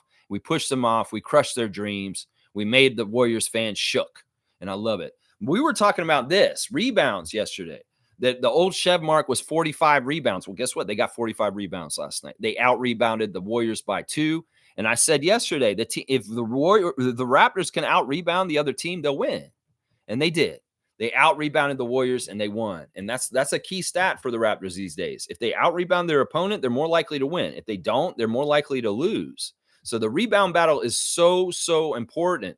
The Raptors need to win it. And there was really ugly stuff happening with offensive rebounds again last night. In some ways, they need to make that commitment to go and end the defensive possession by securing the defensive rebound. There's too much loony getting in there and doing all kinds of stuff and doing whatever he fucking wanted to, especially in the first half. And we need to stop that. We need a commitment to go and end the possession for the other team by securing the defensive rebounds, because the offensive rebounds are killing us right now. In the last 2 games, that has been Achilles' heel and maybe one of the biggest weaknesses we've had in the last 2 games. So need to clean that up, Raptors. It's a commitment thing. You need to commit to making those defensive rebounds happen. The assists were great. 38 assists for the Raptors. Not 40, but they're close. 7 steals, 6 blocks. Fantastic there. Really lessen the turnovers. Now, one of the things I may start doing with this team, since they're so good offensively and they're playing so well, is I might look at team assist to turnover ratio. Because right now it's badass. Like normally on NBA teams, they're not professional or good. They may have more turnovers than assists. Talk about the old purple dinosaur Barney days of the Raptors. There would be many games where we would have less assists than turnovers in games. It was horrible. It was a disgusting time. Well, now the team as a whole is starting to have a assist to turnover ratio like a point guard would for the team. I mean, look at this. Seriously. They got 38 assists to 7 turnovers. What is that? That's a 5-to-1 assist to turnover ratio for the whole entire team. We're not talking about Emmanuel Quickley, who was 10-0. We're not talking about Dennis Schroeder, who was 4-0. We're talking about the whole damn team was 35-7 as a team for assist to turnover. That's a fantastic stat. I'm going to start paying attention to it, because if the Raptors are going to be this good efficiently on offense, this stat could be very interesting to look at from game to game. their assist to turnover ratio as a team. Not even the point guards. I'm not even looking at them. I'm looking at the whole team and their assist to turnovers. The fast break points, amazing. 24 fast break to only their 8. Points in the paint, 66. Domination in the paint. Largest lead, 27 points. Good stuff all around. Good stuff. Let's see. Mark S is here. Mark, I'm here talking about the Raptors every morning at 9:30 in the morning on Eastern time. And welcome. I went to primary school with Jama in Swaziland. Good to see him back with my Raptors. There you go. That's a real fan, Mark. Yeah. So you know Jama from school. I've just heard amazing things about him. Like he's an effervescent personality. He is infectious with positivity. It's like I've heard people say about Jama that if you come into work and you're having a bad day, like you're late to work or you feel like something bad happened in the morning, you could go in and talk to Jama for 5 minutes in his office and he will turn everything around for you right away. He will make you get on the right side of gratitude and your attitude, and you will feel real happy. He's just that kind of guy. He's just a sunshiny, positive kind of person. That's what I've heard, Mark. Now, you know him in real life. Then you know the joy of who he is and his personality. That's amazing, Mark. Welcome, and thanks for bringing that up. And cool, you were in school in Swaziland with him. Wow, that's awesome. I'm a fun guy saying nameless. It's all good. Coach knows players have many chances to get the chain, and will Jama deserve this one? Laugh out loud. Yeah, I agree with this. And MSJ saying the team is now top of the hill. There's no need for a trade. Trade your best player when you're a winning team. Why? Makes 0 sense. No, that's subterfuge. That's the rest of the NBA saying the Raptors are getting too good again. They need to trade Siakam immediately. Immediately trade Siakam because they're too good again. It's just like Kawhi can't stay. No, the Raptors can't have Kawhi. No, he can't stay. No, they really tried to get the good things happening on our team off the team. OG the last few years. They wanted Fred off our team because they knew how good Fred was for our team, and they see how good he is for Houston now. Well, they're doing the same damn shit with Siakam right now. And I agree with Chris. Why would you trade your best player when you're rolling like this and the stew tastes so good? So good. Fiercely saying the NBA has not put highlights out for 4 days now. I'm not sure if it's a new formula, but I hate it. They put the highlights out on their NBA.com channel. I was just saying that they didn't put any of the highlights of Scotty cooking Steph in the highlight reel, which is hilarious to me because that's really cool stuff. But it's really kind of like saving Steph's reputation because if they put that on blast, more people see it. They'll be like, holy crap, that was really bad. Like that is like, it was like a little kid. Seriously, you saw what Scott did to Steph Curry last night. It was embarrassing for him. And the NBA is hiding it so that they don't hurt their legend. Fiercely saying NBA has not put. Oh yeah, I read that one. Fiercely saying RJ talking trash, flexing like Lex says. I'm loving it. Yeah, I love that one play he made, and he turned to the bench and he flexed at the bench, and Scott was right there, and I could tell Scott was like right with him on that. Yeah, there's a fire, there's a passion, there's a competitiveness, there's a seriousness, there's a professionalism that RJ is carrying himself with right now, and it's all about what we need. Yeah. G saying, I made my comment without knowing Jama got the chain. He actually got it. Interesting. RJ will get 40. Don't worry, Pally Poppy. Yeah, I can see this. I mean, maybe he's like saying, he's like, yeah, you get 40, you get the chain. Maybe, keep it up in the ante. These guys need their dinner. You guys need to win both the LA games. Fiercely saying, Lex is cyberbullying the fans, and I'm here for it. More clips of the audience, please. Yeah, it was fun watching the Golden State fans in the crowd. They're so pretentious. They're like those internet. They made their millions off of internet kind of people because it's like San Francisco market. And some of them are just kind of hoity-toity and just kind of, you can tell they're snobs. And when you see them having their dreams crushed and they're just kind of, oh, like, I didn't expect this. We were supposed to come to the game and have a good time, honey. What happened? It was the Raptors. They were supposed to lose. Oh, it's that kind of shit. They came in. They thought, oh, it's the Raptors. They suck this year. Well, they don't. You have not seen us since we made a trade. And it's awesome. Mugarby saying, good morning, Raptor Freaks. And we don't need to depend on one person to take us home. We have 4 guys that can take us home any game now. Scotty, Pascal, IQ, RJ. I would say we have more than that even. If we really need to, Dennis and Gary can do stuff too to help in games. Dennis hit huge clutch shots this summer for Germany. So there's a couple of guys who can step up and take us home in different ways. And I like the versatility of that because it keeps the other team guessing. It really does. MSJ saying the plan, Jamas, I guess, was perfect. Barnes executed it well. They made Curry look like a fool in the first quarter. That's very true. And most saying RJ be like, you can't stop me. Yeah, he probably said, I love how he talked trash to Klay Thompson. That whole back and forth. I saw them jawing at each other, and RJ was backing it up. And this is just something I wanted on this team is a little bit of an attitude shit talker who can back it up and is not afraid to do this. And man, it was awesome. It just warmed my heart. And like I said, last night is like a Canadian heritage moment in some ways to me. It really is. It's like RJ saying, I'm stepping up. I'm carrying my home team, my team from where I grew up. Infamous is saying, salute freaks. Underrated move by Darko was putting Scotty on Curry. Brilliant move. I think that was a Jama move. Yeah, I know it was a Jama move. I know it was. And I know that they had their little meeting before the game. Jama showed them how to do it. And he said, look, this is what you need to do to stop Steph. And in some ways, Scott's like, I love you, Jama. You made me look so good. You made my dreams come true. I got to stop Steph Curry. And as a kid, I don't know if you ever thought that would happen.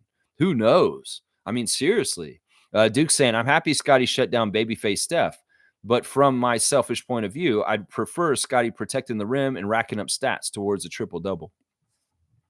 On given nights, it will be that. On given nights, it'll be what it was last night. And I'm okay with it as long as this. That's the only thing that I care about. I don't care about anybody's individual stats.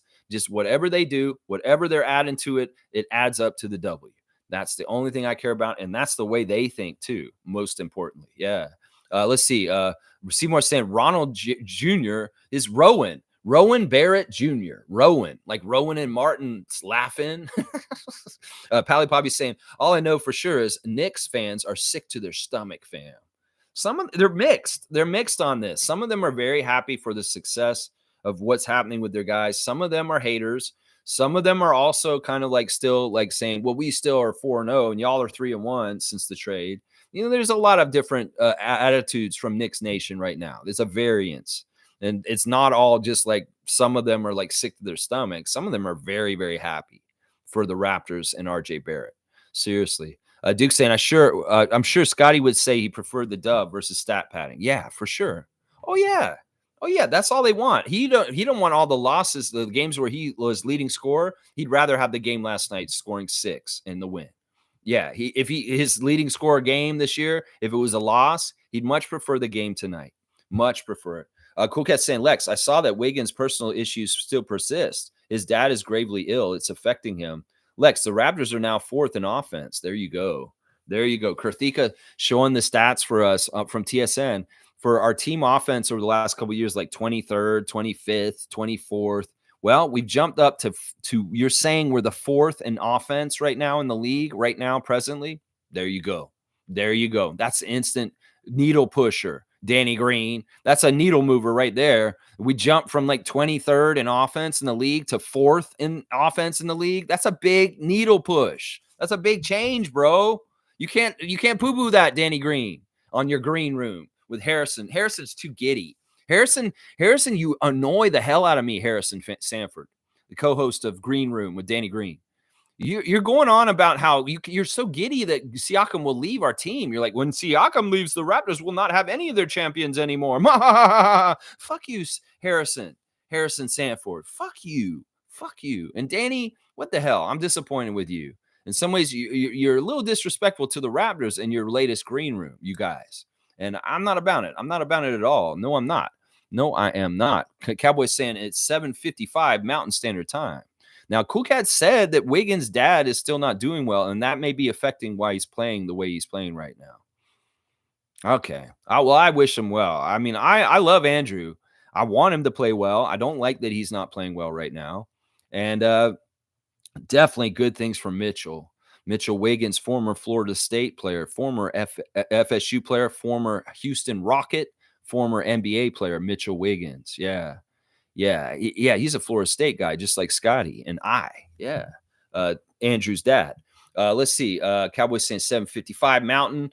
Mo's saying, "Hey, Gary Trent, thanks for waking up. We need this every night." But yeah, Gary was fine. I didn't really talk about him a whole lot. He was solid. He was great. 6 of 11, 2 of 5 from 3, 1 rebound, 1 assist, 2 steals, 1 block, plus 10, 14 points. Solid. Solid. That one steal he got was fantastic. I love how he jumped in the lane, just grabbed it, ran down the court, and put it in the basket. Beautiful, beautiful stuff from Gary. Gary, in some ways. David saying, "Where's Jillian?" Well, she messaged me this morning. She said she's busy. She's got something to do, but she will try and pop in today. So, yeah, she was in contact with me this morning. Seymour saying, "Big facts. 100%, 100% AM Mountain Time hits different. Holding down our Raptors on the West Coast Mountain Standard Time." There you go, Seymour, holding it down for us Mountain Standard Time in the great province of Alberta. Yes, we got our Raptor freaks all over the place, everywhere, all over the place. International, baby. Chris is saying, "I think Pascal didn't have to do much, but watch the barbecue is fine." It was RJ last night. Even Siakam just hanging around running cardio gets stats. And he was fine. He was fine last night. In some ways, I worry about, like, don't quiet quit on us, Siakam. Don't do it now. In some ways, look, we're really starting to scratch the surface on something crazy. And in some ways, don't quiet quit on us now because you think you're about to go. Stick with us, man. Come on now. And Cowboy's saying good morning to Jill. Cool Cat saying, "Lex, RJ had the hot hand, so Pascal and Scotty made sure they fed the hot hand. There was no need for our wings to step in. There's multiple plays of winning." I agree with this. I completely agree with this. Siakam was about the right dose. It wasn't like he didn't do anything. So, I mean, he was doing all kinds of different stuff. And like RJ said, he's setting him up for passes too. He was setting up RJ with some good assists. Seymour saying, "I'm still all cheese. We lost those early ones. Get back is a must." Well, in some ways, I want to wipe my mind, just like that Men in Black thing that they do, of 2023 of this season. And let's just think about 2024, because really that's our team now. And everything that happened before, even our schedule or our record, it's all the past. And we're moving forward, going forward. We're going to improve, and we'll make that a distant memory, is what I'm saying right now. Make it a distant memory. Chris is saying at Cool Cat, "Yeah, you can't have 3 players score 40. I mean, a 200 to 86 final score would have been nice. The Warriors are a good team, though. They have pride and tried to come back." We said, fuck no. Yeah, there you go. There you go. I like that. I like that. Yeah, I mean, the distribution of the points will be different, in different nights, and certain guys are going to get it more on certain nights than otherwise. I want to see Scott have a game like RJ had last night in the weeks to come. I want to see him step up and have an amazing game, like where he gets almost 40 points and a triple double. David's saying 75% for the year. Let's grow. Let's grow. That's right. Start winning 75% of your games right now, and boom, you're going to be in the playoffs. Watch. KSM's here. I disagree on Pascal quitting. If he takes 20 shots, he gets flack for robbing Scotty of development. If he takes 11 shots with good defense, feeding the hot hand, he gets negative criticism too. The only reason why I said this is because it felt like at times he was not putting in the effort that he normally would. But you know what? Listen, I'll shut up. There's nothing to be critical about. Siakam's awesome. He was smiling. He's a big part of the win. It's just that my detecting had a little bit of the stuff that I was detecting with OG from like last fall. At times, OG looked like he was not totally with it. And I don't know. Maybe I'm wrong, and maybe I should just shut up. I'll go with you, KSM. You disagree with me? Well, you know what? I'm gonna amend my opinion. I'm gonna amend my opinion because you said that. Seymour saying Portland, Chicago, and Boston. We owe all y'all a thumping. Yeah, I think we beat Chicago since. I think we've beaten Chicago since. But yeah, we owe Boston and Portland for sure. Jimmy saying, "Laugh my ass off." People out here saying Pascal quitting now. They really just making up anything at this point. No, Jimmy, the only reason why I said this is because in the beginning of the game, in the first, there was a point where he wasn't getting back on defense. And there was a couple of things where it looked like he wasn't totally engaged. And that's the only reason why I said that. And I'm basing this from my own eyes of just watching. But by the end of the game, he was more engaged. It was just a moment in there. And as Darko called the timeout right at that time too. And I was saying, I said in the chat, I said, it looks like Siakam needs to come out because he's not working out there right now. And that's the only reason why I said that. And that's fully just coming from me and watching. I'm not taking it from a rumor or anybody else saying this. It's just there was a moment out there where I felt like he was not putting the full effort.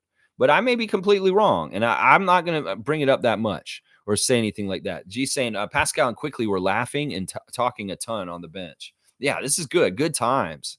Like these guys have been a shot of infusion of great energy and great all-round intangibles for this team. Winning attitudes, teammate based kind of love, all kinds of good stuff. The excitement of playing for your home country. Emmanuel excited to be starting as a starter, as a point guard. And, there's all kinds of just like great energy coming from them that's really coming on to getting the other guys around like in a very enthusiastic, positive place too. Nameless saying, I definitely don't want Kaminga on this team. Dude is obviously a cancer with a serious attitude problem. Yeah, he has an attitude problem for sure. He's very talented. It was interesting how much they go through him. Like watching last night with mixed results. He's very talented, but he does seem like a knucklehead. He really does seem like a knucklehead. Like he's not totally self-aware of just, some things. Let's just put it that way. Some ways he's just not self-aware. And there's a problem there. Chris is saying, I really think these players talk about how much money they're making playing basketball. These days, aside from the Draymonds of the NBA, it's cozy between players. They're all millionaires. Yeah, I mean, the Vince Carter kind of mentality about being friends with the whole league is very prevalent in this league at this point. But that's the thing that separates certain people from things. It's like they can be friends, but when they get on the court, they want to kill each other. And that's the thing that separates the real competitors and the winners from the people that are kind of just there to collect points. I would collect paychecks. Let's see. Most saying 133 points is crazy. Yeah, and Easy does it. It's not like they labored for this. It's not like they worked so hard to get to 133 points. It's actually amazing. Starscream's here. Let's see what Starscreams has to say. This is I believe Brooklyn Nets fan. We've got Nets Nation in here also. We got Sixers checking in. We got Nets Nation checking in. Let's see what he's saying.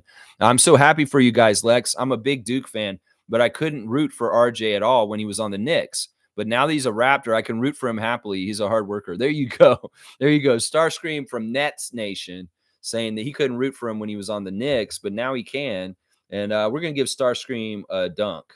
There he is. He had a dunk last year. He's getting his first dunk of this year. I love it. But yeah, it's pretty awesome that we're getting different people. Duke connection. Gary Trent Jr. and RJ Barrett seems to be there. It seems to be there. Like RJ can probably connect and get along with Gary really well because they're both Blue Devils. They're from the same school. They played at the same school just years after each other. Gary was there, and then the year after RJ came in.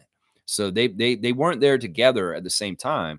But the culture of Mike Krzyzewski and the Duke Nation is in these guys, and they share it together. So that's an easy way for these guys to bond. Gary Trent Jr. and RJ Barrett, they're Dukies, Blue Devils.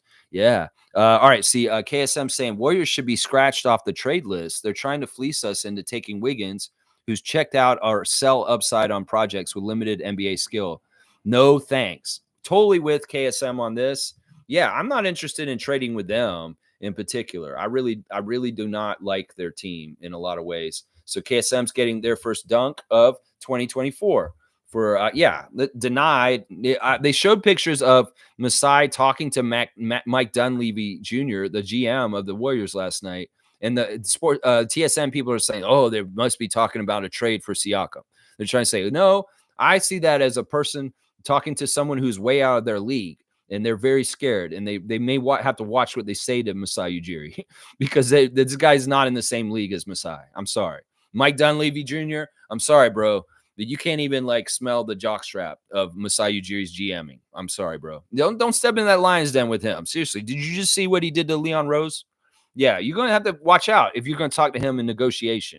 Really seriously. If you're talking to him, Mike Dunleavy, yeah, be careful. Be careful. I don't think we should deal with them either. I don't like anything they got. Maybe their rookie Brandon. That kid is moxie. He's a real shooter. In some ways, I wish Grady was ready to go like Brandon was. I wish he was. Yeah, Cool Cat saying we can see the difference between a good roster and a bad roster. Our previous bench roster was problematic, led to a bad record. Most are out of the league. 2 others traded away. There you go. Boom goes the dynamite. Yeah, the Raptors bench woes are done. Dennis Schroeder is the new leader of the bench, and Malachi's gone. Malachi, I'm telling you, Malachi was the signifier of our bad bench this whole entire period. Right from when he was drafted in the Tampa year all the way through until he got traded just before New Year's. He was coinciding with the horrible bench that we had the whole time because he was supposed to be the backup point guard, and he was absolute trash. And that's a big part of it right there. I'm going to say it right there. That's it. Right there. Randolph saying, blessings, beloved Raptor freaks, most informative gang. Our team has dogs now. There you go, Randolph Filch. That's right. RJ Barrett said, rough. and made it rough for the Warriors Nation. That's right. Dana's saying those scarves are made for fleecing, and that's just what they'll do. And one of these days, our scarves are going to fleece all over you. Oh, Dana, that's so good. You're getting a 3-pointer. That's a 3-pointer right there. You got your first, you didn't get a dunk yet this year. You're getting a 3-pointer to start. So you got 3 on the board. That was amazing. Some Nancy Sinatra. Yeah, mixed up with that. Yeah, I love it. Dunk for sure, David. David's like a dunk. That's right. Fun guy saying, laugh out loud. Jesus, relax, Lex. It's still a small sample, and we haven't gone against our East rivals. Hang on, it jumped. No. Oh, Milbester's here. Okay. All right, let's see. He's saying it's only a small sample, and we haven't gone against our East rivals. You're absolutely overreacting like crazy. There's still so much to see, and so much better we can do with moves. We can get with moves. Well, I don't. You mean relax as far as we haven't beat the Atlantic Division yet? We really need to beat the Atlantic Division. And yeah, I love this team right now. I want to keep this team right now locked in. Lock it in. Lock it in. That answer. Final answer, Regis. Lock that in. That is, yes, I'm confident that that's the answer. That's right. How to be a millionaire or whatever that fucking show was. Yeah. Jimmy's saying, I honestly think Gary would be humble and take a respectable contract from us. I would like to see him locked down. Listen, if he's wanting about winning, it just matters about what his career goals are. What are your career goals, Gary? Do you want to win a championship? Well, stick around. Do you want to go make a whole bunch of money? Well, probably have to go somewhere else. That may be what decides it right there. GMA is here. Good to see GMA. It's been a little bit.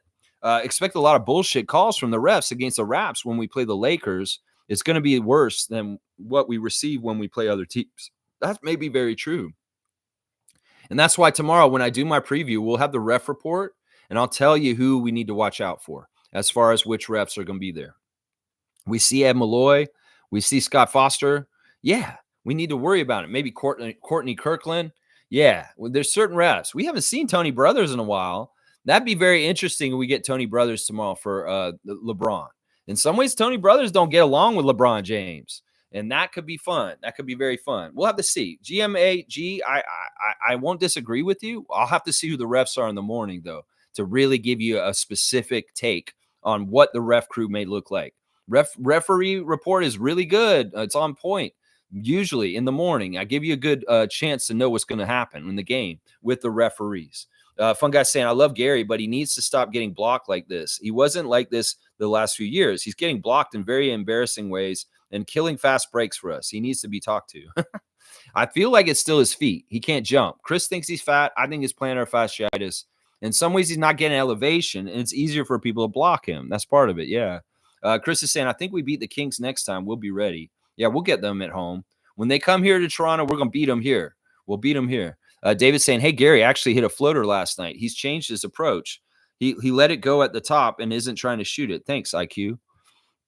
Yeah, Gary's been playing way better in the last 2 weeks. And thank goodness we needed him. And some of that's the timing of why we're doing so much better also. It's not just the trade. Gary has gotten it out of the mud finally. Seymour saying, and Jordan Bolton was excited last night on Twitter. He's tweeting like crazy. He was saying this team is the team we should have had from the beginning of the season. Our record would be flipped. He said this team is fun to watch. He's very excited about the new look Raptors. King Bolton, Gary Trent Jr.'s best friend. Let's see. Seymour saying RJ fits perfectly, attacks the rim a lot, and we got shot takers, so the offense balance out. RJ, one of the great strengths of him is he can go get points for us at any possession. He basically bowls his way in there and draws a foul and gets to the line no matter what. So he can get us points on any possession. If we're stagnating or anything like that, he can just literally go and get contact, and he will get points for us right immediately. It's like, and no more of these 6-minute stretches where Matt Devlin's saying the Raptors have not scored since 5 minutes in the third quarter. No, there ain't going to be shit like that happening because RJ can literally go in and get us free throws at any time he wants to. He has that power right now. It's actually pretty cool. Let's see. Wayne's saying trade Siakam when he's 45. After 3 championships, it would be a time. I don't know. Let's make him a lifer. We don't have a lifer Raptor. And in some ways, I want to make a lifer Raptor. And in some ways, Siakam's set up to be one of the best one for it right now. Maybe Scotty. Scotty could be a lifer Raptor. That would be fantastic.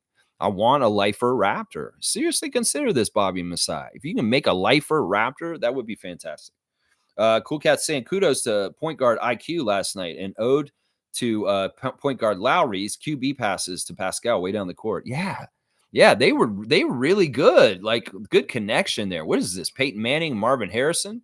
The stuff going on down there? Holy crap. They really were finding each other and pinpoint passes, just like a quarterback and a wide receiver, just like a Lowry from a couple years ago for us. Yeah. Seymour saying Pascal is glue. He ain't going nowhere. Raptors for life. There you go, Seymour. I love it. He's also saying Raptors looked mad hungry last night. I smell curry.